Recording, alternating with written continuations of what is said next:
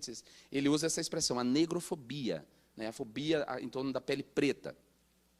Bom, uma outra posição de sujeito que traz desvantagens vem da classe social, né? Ser pobre, trabalhador.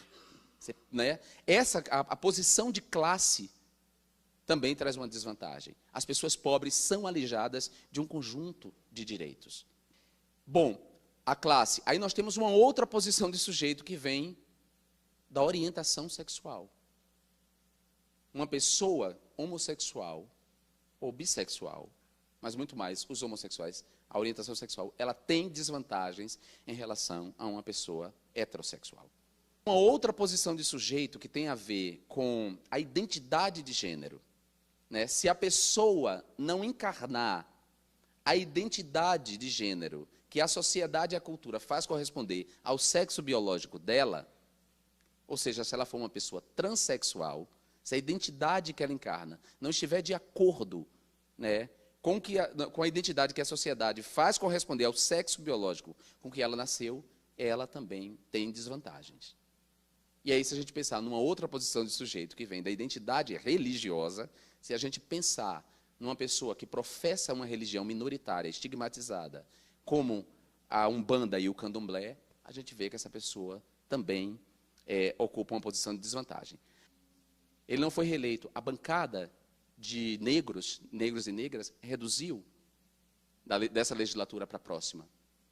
A bancada de progressistas, de pessoas que trabalham na extensão de direitos, diminuiu drasticamente dessa legislatura para a próxima legislatura.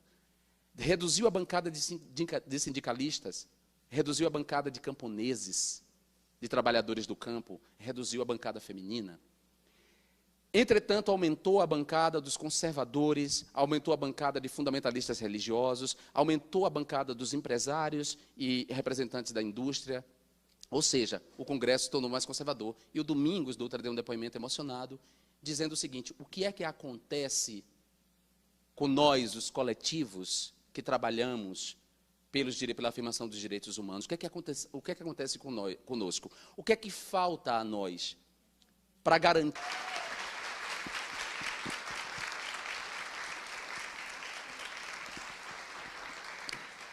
Agradeço aí a rica contribuição do deputado Jean, e agora a gente abre para a plenária. A gente faz bloco de 3 perguntas. A pergunta vai para o deputado Jean. O senhor recentemente postou um vídeo na sua página do Facebook falando sobre o seriado que está passando agora na Rede Globo, O Sexo e as Negras. O senhor disse que o movimento negro estava criticando o mesmo seriado com base em uma falácia, baseado apenas no título que não tinha visto. Mas o seriado começou a passar e as críticas continuaram e se intensificaram. E o senhor disse também no vídeo que o Miguel Falabella não era racista por estar dando oportunidade às mulheres negras de estar fazendo esse papel. Eu queria saber se, para o senhor, é legítimo dar espaço para as mulheres negras para hipersexualizar os seus corpos e também reduzir a estereótipos toda essa classe. E se o senhor confirma o que o senhor disse no vídeo. É isso. Gilza Marques. Minha pergunta vai no mesmo sentido. Em junho de 2013, você escreveu e publicou um texto chamado Pra Não Dizer Que Não Falei de Félix, no qual você escreveu sobre o personagem de Valci Carrasco, né, o Félix, e você disse assim: ao associar o humor bicha a um personagem gay, recolocado, capaz de cometer crimes hediondos em nome de sua ambição, Valci Carrasco esvazia a função de defesa psíquica e de resistência política que o humor tem. Né? E eu queria saber o que mudou, então, na sua crítica, né, também em referência a esse vídeo sobre Sexo e as Negras. E por que a gente está trazendo aqui? Não sei se todo mundo sabe, um dado recente do Ministério da Saúde: a primeira causa de morte de jovens negros, sim, são os homicídios, 62%. A segunda causa são os acidentes de transporte. E a terceira, suicídio. Então, o Estado, além de nos matar, leva a gente a se matar. Por causa, inclusive, de representações negativas que passam na televisão. Então, como é que um povo pode ter autoestima quando suas ialodês, quando suas mulheres negras...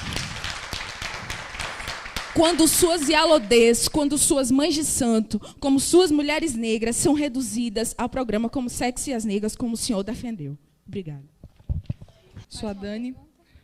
E a minha pergunta é também para o Jean Willis. Violência, Jean, é também quando você não se coloca na rede social e não responde à manifestação, à sua declaração de amor ao programa de Sexo e as Negras.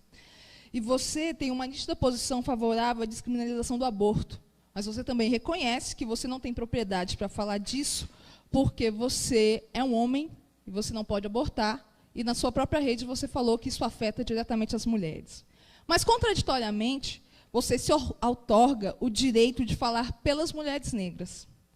Você, em pleno mês da consciência negra, você defende o que é indefensável. Você desqualifica, você desrespeita, você desdiz o posicionamento explícito das mulheres negras desse país. E você diz, amado Sexo e as Negras, e você fala que as nossas manifestações foram feitas sem discernimento. Você prestou uma declaração que, inclusive, não tem o aval do seu partido, PSOL. E você diz que esse programa não é racista, nem no título, nem no conteúdo.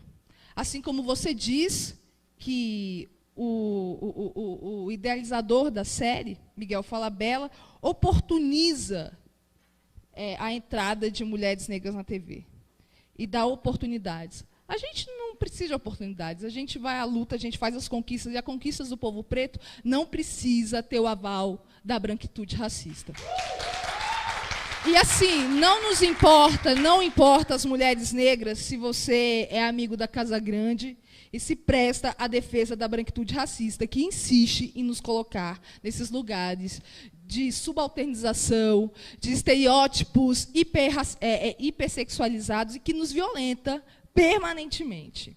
Mas você é um homem que, quando condiz, se declara negro. A isso eu chamo de afroconveniência. E acho que essa sua postura foi uma postura afroconveniente. Se você quer discutir racismo e mídia, converse com quem é de direito. Converse com a comunidade negra, converse com o movimento negro. A gente não quer estar na TV, no quarto de empregada. A gente quer ser, se é para ser Sex and the City, a gente quer ser publicitária, a gente quer ser engenheira, a gente quer ser advogada. A gente não precisa do aval de Miguel Falabella e companhia. E como deputado, eu só posso dizer que nesse episódio você está me saindo um bom ex-BBB.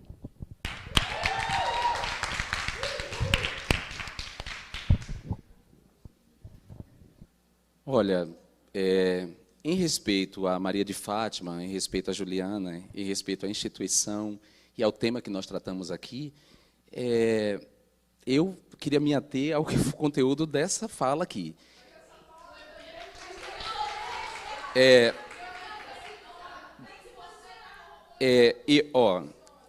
Gente, por favor,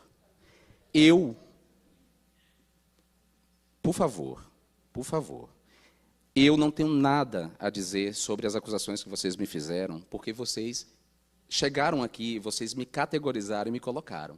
Então, eu vou dizer, eu fico com a opinião de vocês. Se eu sou o inimigo público do movimento negro, se eu sou o inimigo público da comunidade negra, se eu sou racista ou se eu sou ex-BBB, está tudo certo. Passemos à próxima rodada de perguntas. Aqui. Meu nome é Tássia. Eu sou uma mulher negra lésbica, sou antropóloga. E assim, eu queria só fazer uma fala bem breve sobre a colocação da colega, que é o seguinte: a placidez, ela é de quem não está sendo violentado. A placidez é de quem não morre em aborto clandestino. A placidez é de quem não é violentada pela sua cor. pelo estereótipo do ser mulata. Porque o não da mulher branca tem um peso. A mulher negra não tem direito ao não. É estupro institucionalizado, ligado à objetificação e à sexualização do corpo da mulher negra. E isso está em Sexo e as Negras. E aí, deputado, o senhor tem que se colocar. Porque esse discutir lei e institucionalidade, discutir o ser negra, é o momento da mesa. E aí, se o senhor escolheu fazer uma fala branca sobre direitos humanos e a recuperação histórica dos direitos humanos que institucionalmente, constitutivamente são racistas, aí o problema é do senhor.